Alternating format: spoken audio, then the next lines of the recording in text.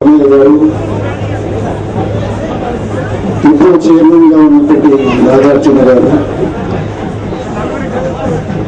చాలా మంది సోదరులు ఉన్నారు.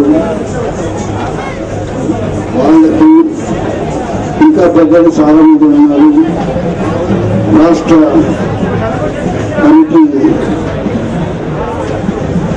సభ్యులు, కన్వీనర్లు, కో కన్వీనర్లు, మాజీ చైర్మన్ అందరికీ నమస్కారం. బాబాసాహెబ్ గారు చేసిన సంఘర్షణ గురించి, ఉద్యమాల గురించి మనం ప్రతిసారి చెప్పుకుంటూనే ఉన్నాము. కానీ మనం చేయవలసింది ఇక్కడి నుంచి ఆరంభం చేయవలసింది ఏమిటి? ఎస్సీ కమిషన్ లో ఎన్నో జీవోలు ఇష్యూ చేశారు. కానీ వాటిని అమలు చేయడం చాలా ముఖ్యమైనది. జీవోలున్న మాట నిజమే, కానీ ప్రభుత్వం అమలు చేస్తుందా, అమలు చేయడానికి మనం ఏం చేస్తున్నాం, అది చాలా ముఖ్యమైన విషయం. తర్వాత బాబాసాహెబ్ చాలా చేసినట్టు చేశారు. మనం చేయవలసింది ఏమిటి?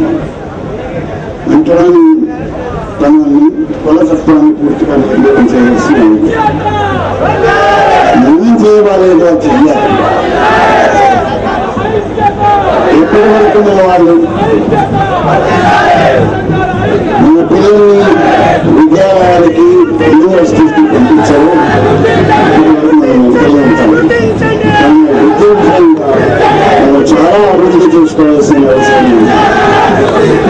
తర్వాత ఎవరో మంది వచ్చి ఉద్ధరిస్తారు, ఎవరు మంది బలపరుస్తారు అని మాట్లాడారు. ఎవరు మంది ఉద్ధరించారు, ముందే మనం ఉద్ధరించుకోవాలి. బుద్ధమందన చేశారు. ఆ బుద్ధమందనాలు ఏం చెప్పారని మనం మర్చిపోతున్నాం. బుద్ధమందనాలు ఏం చెప్పారంటే, మిథ్యాచారాలు వదిలిపెట్టమని, తాగడం వదిలిపెట్టమన్నారు, అబద్ధాలు మానవద్దన్నారు. ఇది ముఖ్యమైన విషయం. అది నిజమైన ధర్మం. సంఘాన్ని అధీనంగా ఉండాలి, బుద్ధదేవుడు చెప్పిన మాటలను అనుసరించాలని చెప్పారు. ముఖ్యంగా ఎవరో వచ్చి మనం ఉద్ధరిస్తారనే మాట కళ్ళ మాట. మనని మనము ఉద్ధరించుకోవాలి. బుద్ధుడు ఏం చెప్పాడంటే, అప్పో దీప ఆపు ప్రభా అన్నాడు. నీ దీపం జ్యోతిని నీవే కావాలి. నీవు కష్టపడితేనే పైకి వస్తావు.